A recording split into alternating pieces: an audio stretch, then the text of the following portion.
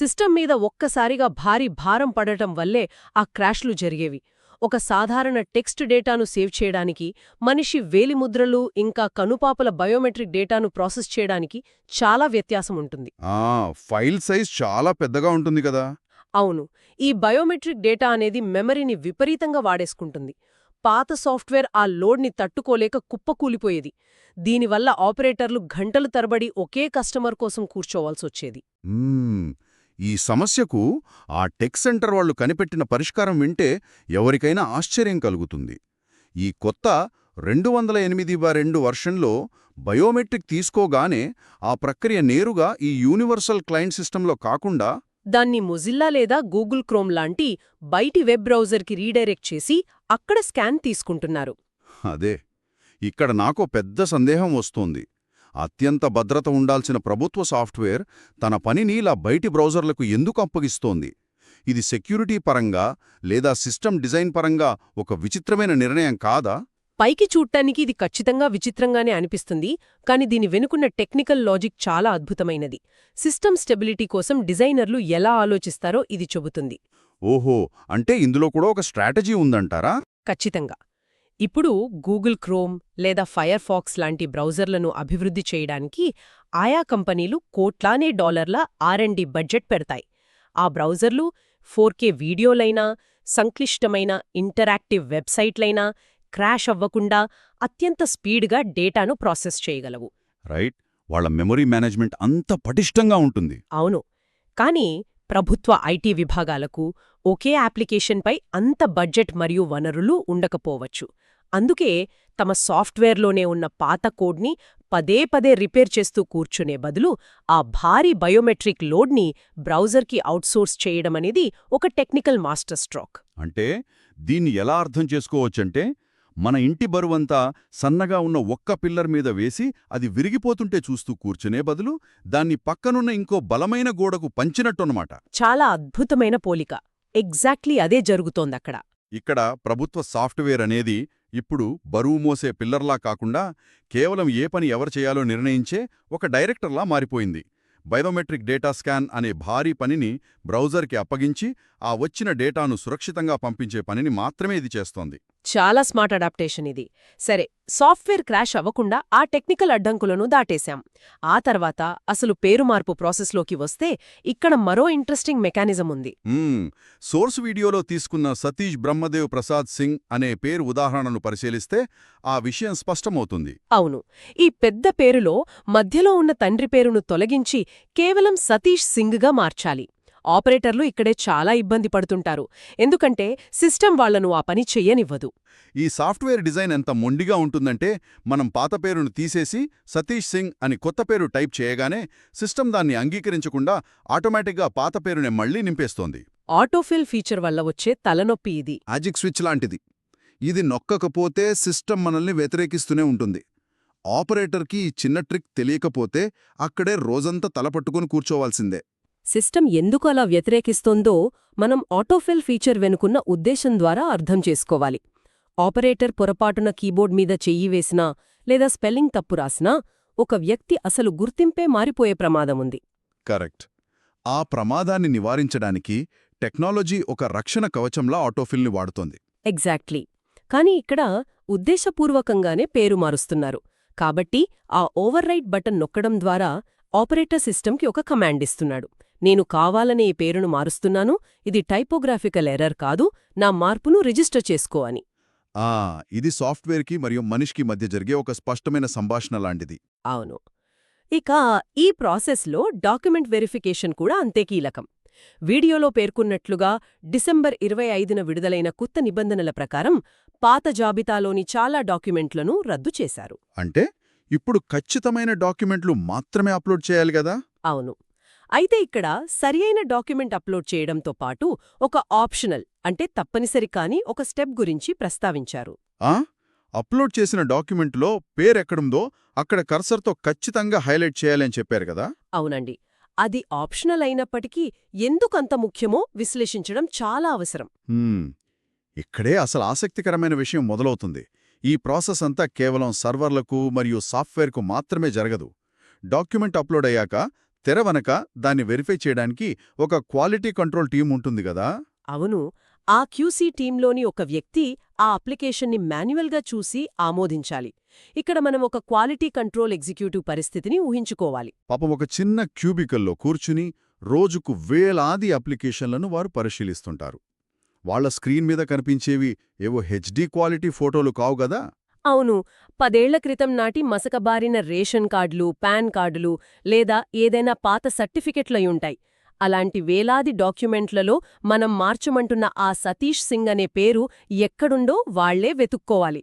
ఈ ప్రాసెస్లో cognitive load అంటే వాళ్ల మెదడుపై పడే భారం చాలా ఎక్కువగా ఉంటుంది. వాళ్లకు ఆ పేరు వెంటనే దొరకకపోతే ఏమవుతుంది? అక్కడే అసలు సమస్య వస్తుంది. ఆ కాగ్నిటివ్ లోడ్ పెరిగినప్పుడు ఆ ఎగ్జిక్యూటివ్కి సహజంగానే విసుగొస్తుంది. డాక్యుమెంట్ కాస్త బ్లర్గా ఉండి పేరు ఎక్కడుందో వెతుక్కోవడానికి 30 సెకండ్లు పట్టే బదులు దాన్ని పేరు సరిగ్గా కనిపించడం లేదు అని రిజెక్ట్ బటన్ నొక్కడం వాళ్లకు చాలా తేలికైన పని. అందుకే ఈ ఆప్షనల్ స్టెప్ చాలా పవర్ఫుల్ టూల్గా మారుతుందంటారా? ఖచ్చితంగా. ఆపరేటర్ ముందుగానే డాక్యుమెంట్లో ఆ పేరు ఉన్న చోట కర్సర్తో హైలైట్ చేసి పంపిస్తే అది నేరుగా క్యూసీ టీం కంటికి వెంటనే కనిపిస్తుంది. వారి మెదడుపై పడే భారం ఒక్కసారిగా తగ్గిపోతుంది. ఆహా, అంటే ఎదుటి వ్యక్తి పనిని సులభతరం చేస్తే మన పని ఆటోమేటిక్గా త్వరగా పూర్తవుతుందన్నమాట. ఇది అద్భుతమైన సైకలాజికల్ ట్రిక్. ఆపరేటర్ ఆ హైలైట్ చేయడం ద్వారా క్యూసీ టీంకి ఒక మౌన సందేశం పంపుతున్నారు. ఇదిగో, మీరు వెతుకుతున్న పేరు ఇక్కడే ఉంది, మీరెక్కువ శ్రమపడాల్సిన అవసరం లేదు అని. అవును, దీనివల్ల రిజెక్షన్ రేటు భారీగా తగ్గిపోయి అప్రూవల్ వేగం అనూహ్యంగా పెరుగుతుంది. ఇదంతా వినడానికి చాలా లాజికల్గా ఉంది, కానీ ప్రాక్టికల్గా ఎంత వేగంగా జరుగుతుందో ఆ సోర్స్ వీడియోలోని టైమ్లైన్స్ చూస్తే కళ్ళు చెదురుతాయి. ఆ వివరాలు నేను కూడా చాలా నిశితంగా గమనించాను. ఆ టైమ్లైన్స్ నిజంగానే ప్రభుత్వ వ్యవస్థల సామర్థ్యాన్ని ఒక కొత్త కోణంలో చూపిస్తాయి. ఒకసారి ఆ డేటాని విశ్లేషిద్దాం. తప్పకుండా. మే 17, 2026న ఆ వీడియో రికార్డింగ్ జరిగింది. స్క్రీన్ మీద టైం కూడా స్పష్టంగా కనిపిస్తోంది. ఉదయం 11:13 ఆపరేటర్ ప్రాసెస్ మొదలుపెట్టారు. లబ్ధిదారుడి బయోమెట్రిక్ తీసుకున్నారు, ఫోటో తీశారు. ఆ తర్వాత ఆపరేటర్ తన స్వంత బయోమెట్రిక్ ఆథెంటికేషన్ కూడా ఇచ్చారు కదా. దీనికోసం సింగిల్ లేదా మల్టీ డివైస్ వాడొచ్చనే ఆప్షన్ కూడా అక్కడ ఉంది. రైట్. చివరగా రసీదు ప్రింట్ చేసి దాన్ని కూడా అప్లోడ్ చేసి ఫైనల్ సబ్మిట్ బటన్ నొక్కేసరికి టైం సరిగ్గా 11:30. అంటే ఈ మొత్తం ప్రాసెస్ పూర్తి చేయడానికి ఆపరేటర్కి పట్టిన సమయం కేవలం 17 నిమిషాలు. కేవలం 17 నిమిషాల్లో ప్రాసెస్ పూర్తవడమే కాదు, అక్కడ సబ్మిట్ చేయగానే జనరేట్ అయిన రిఫరెన్స్ నంబర్, అంటే ఆ చివర 37 అనుంటుంది, అది కూడా చాలా ముఖ్యం. ఆ నంబర్ ద్వారానే మనం సిస్టమ్ యొక్క నిజమైన వేగాన్ని అంచనా వేయగలం. అవును. ఆ తర్వాత ఆయన వీడియోలో ఒక చిన్న బ్రేక్ తీసుకున్నారు. 12 గంటల సమయం దాటాక మళ్లీ రిపోర్ట్ చెక్ చేశారు. అంటే వాస్తవానికి అప్లికేషన్ సబ్మిట్ చేసిన 11:30 నుండి లెక్కవేసుకుంటే కేవలం 45 నిమిషాల వ్యవధిలోనే ఆ రిఫరెన్స్ నంబర్ ఎంటర్ చేయగానే Aadhaar has been generated or updated అనే స్టేటస్ వచ్చేసింది. ఇది నిజంగా నమ్మశక్యం కాని వేగం. ఖచ్చితంగా. ఎందుకంటే మనం ఎప్పుడూ ప్రభుత్వ పనులంటే కనీసం 15 రోజులు లేదా నెలలు పడుతుంది అనే ఒక మైండ్ సెట్తో ఉంటాం. కానీ ఈ ప్రూఫ్ చూశాక సిస్టమ్స్ అనుకున్నంత నెమ్మదిగా ఏమీ పనిచేయవని అర్థమవుతుంది. ఇది బ్యూరోక్రసీ గురించి మనకున్న ప్రాథమిక అపోహలను బద్దలు కొడుతుంది. సిస్టమ్ ఎప్పుడూ వేగంగానే స్పందించడానికి సిద్ధంగా ఉంటుంది, కానీ ఆ వేగాన్ని అందుకోవాలంటే సరైన పద్ధతిని పాటించాలి. అంటే నిరంతరంగా పనిచేసే ఇంటర్నెట్ కనెక్షన్, సిస్టమ్ క్రాష్ అవ్వకుండా బ్రౌజర్ని వాడుకోవటం లాంటివి. అవును, దానితో పాటు ఓవర్ రైట్ ఫీచర్ ద్వారా సాఫ్ట్వేర్ ఆంక్షలను దాటటం, మరియు అన్నిటికంటే ముఖ్యంగా క్యూసీ టీం పనిని సులభతరం చేసే హైలైట్ ఫీచర్ని వాడటం. ఈ వరుస క్రమమంతా ఒక సింఫనీలాగా పనిచేసినప్పుడు ప్రభుత్వ యంత్రాంగం కూడా కార్పొరేట్ సంస్థల కంటే వేగంగా కేవలం 45 నిమిషాల్లో ఫలితాన్ని ఇవ్వగలదని ఈ కేస్ స్టడీ నిరూపిస్తోంది. సోర్స్ మెటీరియల్ నుండి గ్రహించాల్సిన అసలు సారాంశం కూడా ఇదే. నిజమే. ఇదొక పేరు మార్చే ట్యుటోరియల్ మాత్రమే కాదు, ఒక సంక్లిష్టమైన సిస్టమ్ను ఎలా డీకోడ్ చేయాలి అనడానికి ఇదొక అద్భుతమైన ఉదాహరణ. టెక్నాలజీ అనేది మనుషులను భర్తీ చేయడానికి కాదు, మనుషుల మధ్య జరిగే కమ్యూనికేషన్ని, పనులను వేగవంతం చేయడానికి మాత్రమే ఉపయోగపడుతోంది అని ఇక్కడ క్లియర్గా అర్థమవుతోంది. కరెక్ట్. ఇక్కడ ఒక ఆపరేటర్, ఒక సాఫ్ట్వేర్ మరియు ఎక్కడో ఉన్న ఒక క్వాలిటీ కంట్రోల్ ఎగ్జిక్యూటివ్ ఈ ముగ్గురి మధ్య ఒక సరైన సమన్వయం ఏర్పడినప్పుడే ఈ 1 అవర్ మ్యాజిక్ సాధ్యమైంది. అవునా? ఒక వ్యవస్థను చూసే భయపడే బదులు ఆ వ్యవస్థ ఎలా డిజైన్ చేయబడింది, దాని పరిమితులు ఏమిటి, దాని నడిపించే మనుషుల సైకాలజీ ఏమిటి అని అర్థం చేసుకుంటే ఎలాంటి బ్యూరోక్రాటిక్ అడ్డంకినైనా సునాయాసంగా దాటేయవచ్చు కదా. పాత వర్షన్ క్రాష్ అవుతుంటే భయపడకుండా దాన్ని ఎలా బైపాస్ చేయాలో తెలుసుకోవడం ఒక నైపుణ్యమైతే, అప్లికేషన్ రిజెక్ట్ అవ్వకుండా క్యూసీ టీంకు అనుకూలంగా డాక్యుమెంట్ను ప్రెజెంట్ చేయడం అనేది ఒక కళ. ఈ మొత్తం విశ్లేషణ మనల్ని ఒక కొత్త ఆలోచన వైపు నడిపిస్తోంది.